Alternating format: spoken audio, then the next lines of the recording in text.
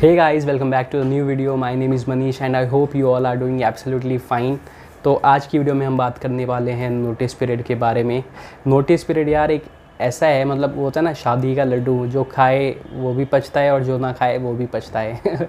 तो आज शादी के लड्डू के बारे में बात करने वाला हूँ। तो जिन लोगों को नोटिस पीरियड के बारे में पता नहीं है कि नोटिस पीरियड होता क्या है, तो मैं आप लोगों को बता देता हूँ। जब भी आप किसी ऑर्गेनाइजेशन से रिज़ाइन करते हैं तो आपको एक टाइम पीरियड जो है उस ऑर्गेनाइजेशन को अपने रेजिग्नेशन के बाद सर्व करना पड़ता है, to close your pending task and to help in the knowledge transfer. तो इन सब चीज़ों में जो टाइम होता है उस टाइम को आप नोटिस पीरियड बोलते हैं, ठीक है। और नोटिस पीरियड एक बहुत ही इंटरेस्टिंग टाइम है, जो कि कुछ लोग इसको एक एज अ हनीमून पीरियड लेते हैं और कुछ के प्रोजेक्ट्स को, ये प्रोजेक्ट वाले इसको मतलब आप लोगों को परेशान करने के लिए भी लगा सकते हैं। तो इस वीडियो में पूरा बात करने वाला हूँ कि किस किस टाइप के नोटिस पीरियड मैंने ऑर्गेनाइजेशन जैसे कि TCS में देखे हैं और आप लोगों के सामने क्या क्या बातें आ सकती हैं नोटिस पीरियड में। तो इस वीडियो में मैं वही सब बात करने वाला हूँ। तो आप बने रहिएगा इस वीडियो में। और वीडियो शुरू करने से पहले अगर आपने मेरे चैनल को सब्सक्राइब नहीं किया तो आप प्लीज़ इसे सब्सक्राइब कीजिएगा, इस वीडियो को लाइक कीजिएगा। तो चलिए इस वीडियो को शुरू करते हैं। तो जो नोटिस पीरियड होता है वो यूजुअली जो इंडियन सर्विस बेस्ड कंपनीज़ हैं उन लोगों ने नोटिस पीरियड को एक 3 मंथ का एक टाइम फ्रेम दे रखा है। 3 मंथ्स मतलब आपके 90 डेज़।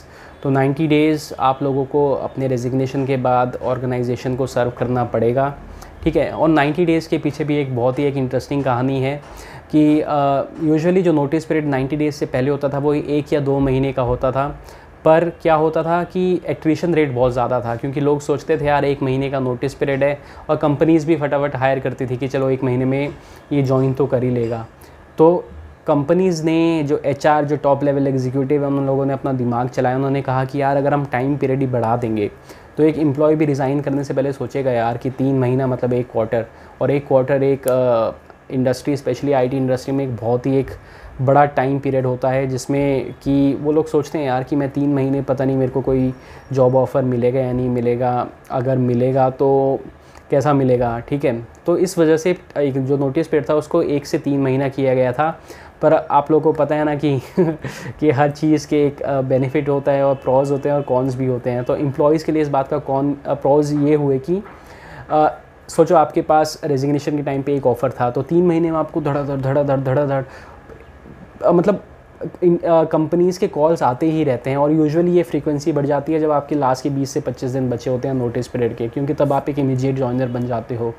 तो अगर आप छोटे हो 4 लाख के पैकेज में, तो मैंने देखा है कि लोगों ने 20-25 लाख का पैकेज भी उठाया है, ठीक है। तो ये एक फ़ायदा होता है नोटिस पीरियड जो लंबा हो उसका, कि आपको एक बहुत ज़्यादा अपॉर्चुनिटीज़ मिलती हैं with in the time frame of 3 months, ठीक है। तो ये तो हो गई एक छोटी सी बात जो मैं बताना चाहता था।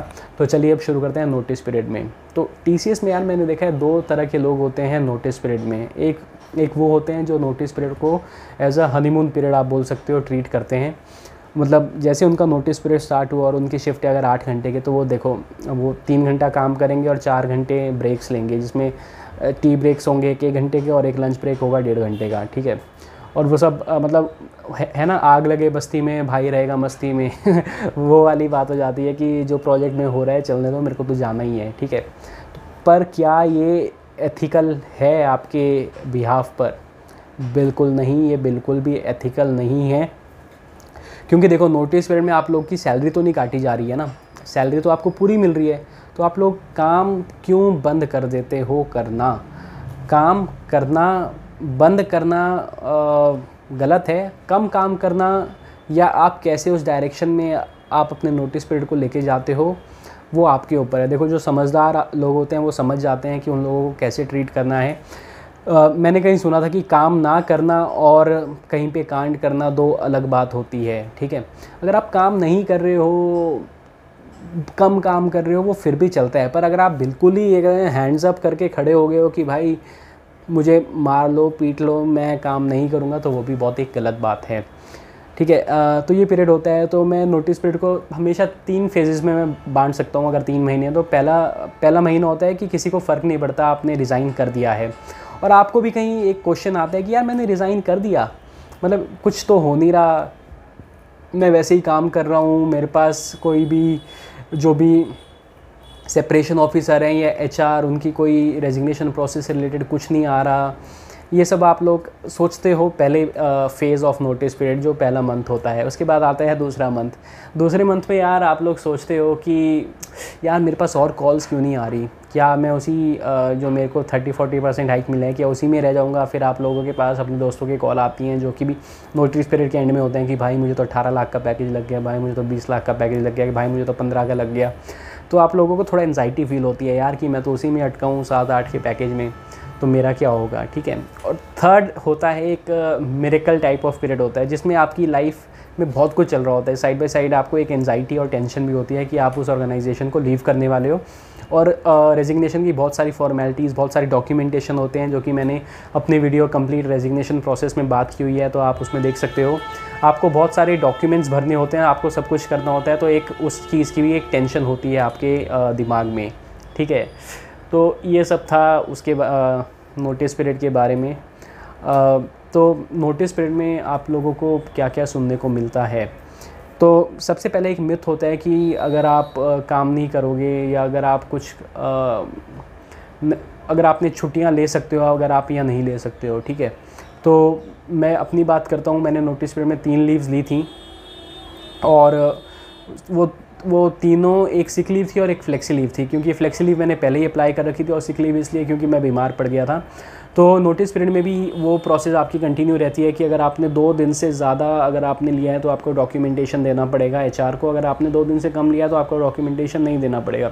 और देखो नोटिस पीरियड का मतलब ये नहीं होता कि आप बीमार नहीं पड़ सकते, आप बीमार पड़ सकते हो, तो इससे क्या आपका नोटिस पीरियड एक्सटेंड होगा। मेरे केस पे तो नहीं हुआ था और मेरे प्रोजेक्ट वालों ने भी ज़्यादा कुछ परेशानी नहीं की थी मेरे लिए कि आपने लीव क्यों ली। और मैंने देखा था कि कुछ लोग पहले लीव अप्रूव करा देते हैं, उसके बाद रिज़ाइन करते हैं, तो उनकी 1-1 हफ़्ते की लीव भी होती है, तो उससे भी कोई फ़र्क नहीं पड़ता है लीव्स का।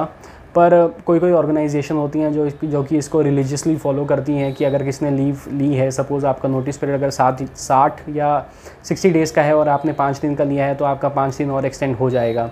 मैंने ऐसे केसेस भी देखे हैं कुछ ऑर्गेनाइजेशन में। तो ये अल्टीमेटली ये आपकी ऑर्गेनाइजेशन या आपके प्रोजेक्ट पे डिपेंड करता है, पर मेरे केस में ऐसा कुछ नहीं हुआ था, मेरा नोटिस पीरियड एक्सटेंड नहीं हुआ था 2 दिन के लिए, क्योंकि मैंने 2 दिन की लीव ली थी। और इसके जो अगला है वो है कि यार मेरा मैनेजर मेरे को धमकी दे रहा है कि तुम 12-15 घंटे काम करो, तुम पूरा की पूरा मेरे को ये डिलीवरेबल करके दो, वरना मैं तुम्हारा नोटिस पीरियड एक्सटेंड करा दूंगा, ठीक है। तो क्या आपका मैनेजर आपका नोटिस पीरियड एक्सटेंड करा सकता है? तो देखो आईटी एक ऐसी चीज़ है कि यहाँ पे हर दिन हर स्प्रिंट्स आती रहेंगी, हर स्प्रिंट में काम आता रहेगा और काम चलता रहेगा। आदमी मर जाएगा, काम चलता रहेगा, ठीक है। तो आप लोगों को इन धमकियों को सीरियसली लेने की ज़रूरत नहीं है। आप उतना काम कीजिए जितना आपसे होता है। आप जस्टिफाई कीजिए अपने वर्क को कि देखो मैंने ये किया है और मैं इससे ज़्यादा नहीं कर पाऊँगा, I am not willing to stretch or something. आप ये मुंह पे बोल सकते हो क्योंकि आप वैसे भी ऑर्गेनाइजेशन को छोड़ के जाने वाले हो, पर आप कैसे बोलते हो वो मैटर करता है, ठीक है। तो लड़ाई झगड़ा कॉलर पकड़ के नहीं बोलना है, प्यार से बोलना है कि I am contributing to the best of my abilities and I think I will not be able to contribute much because I have my personal commitments also. तो आप लोग ऐसे ऐसे करके बोल सकते हो, तो उससे आपका ही फ़ायदा है, ठीक है।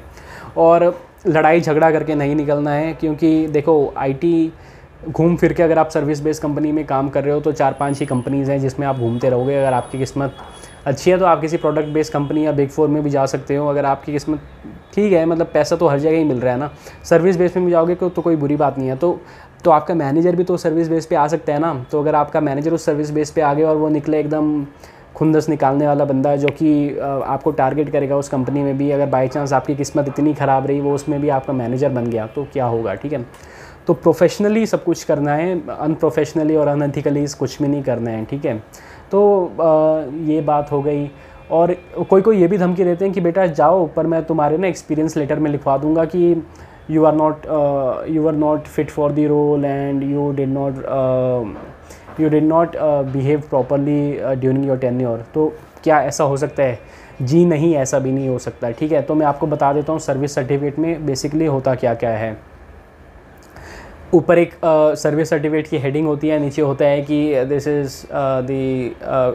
Is the details of the following person. फिर आपका नाम होता है, आपका डेजिग्नेशन होता है, आपकी कितनी सैलरी है वो होता है, आपने कब ज्वाइन किया, आपने कब लीव किया, ये होता है, और रिमार्क्स होते हैं, और नीचे लिखा होता है कि आपको कोई भी कंपनी की कोई कॉन्फिडेंशियल इन्फॉर्मेशन है वो आप कॉन्फिडेंशियल रखेंगे, ये सब कुछ होता है, ठीक है।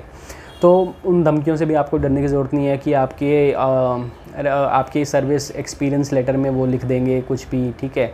या कोई तो मैंने धमकियाँ सुनी है कि भाई तो हम तुम्हारा फुल एंड फाइनल सेटलमेंट रोक लेंगे, तो ऐसा भी नहीं होता भाई। ये सारी एक ऑटोमेटेड प्रोसेस होती है। अगर आप सिस्टम में अगर आपका नाम गया कि आप इस तारीख को रिज़ाइन कर रहे हो और एंड डेट आपकी ये है, तो एक सिस्टम में पूरी प्रोसेस चलती है मेरे भाई, जिसमें जब भी आपका जो लास्ट डेट आई तो सिस्टम से वो जॉब ट्रिगर होगी जिसको आपको मेल भेजनी है कि इसमें बंदे को मेल भेजो कि इसका एक्सपीरियंस लेटर ये रहा, ठीक है। तो इसमें कोई दिक्कत वाली बात नहीं है। आप लोगों को इन धमकियों से डरना भी नहीं है, और आपको डर के भी नहीं रहना है, और आपको एकदम चौड़े में भी नहीं चलना है, ठीक है। आप लोगों को एक बैलेंस बना के चलना है, और ना ही किसी को आपको मैंने देखा है कि कुछ बंदे जो खुद रिज़ाइन करते हैं वो कंपनी के बारे में बिचिंग करते हैं और लोगों को भी वो करते हैं कि भाई तू भी छोड़। और अगर ये बात अगर किसी की नोटिस में आ गई तो आप लोगों के लिए अच्छा नहीं रहेगा। तो भाई अपना बैलेंस बना के चलो, अपना फोकस रखो कि आपको कहाँ जाना है, कोई भी गलत चीज़ें मत करो। मैंने पहले बोला काम करो ना करो, कांड कभी मत करो, ठीक है। तो ये थी नोटिस पीरियड के बारे में बात। तो अगर आपको ये वीडियो अच्छी लगी हो, आई होप अच्छी लगी होगी। अगर आपके कोई डाउट्स हैं नोटिस पीरियड को लेके तो प्लीज़ आप कमेंट में लिखिएगा। और चलिए वीडियो को ख़त्म करते हैं, और आप प्लीज़ मेरे चैनल को सब्सक्राइब कीजिए, इस वीडियो को लाइक कीजिए, इस वीडियो को शेयर कीजिए। मैं आपके लिए नई वीडियोज़ बनाता रहूँगा। Thank you and have a nice day.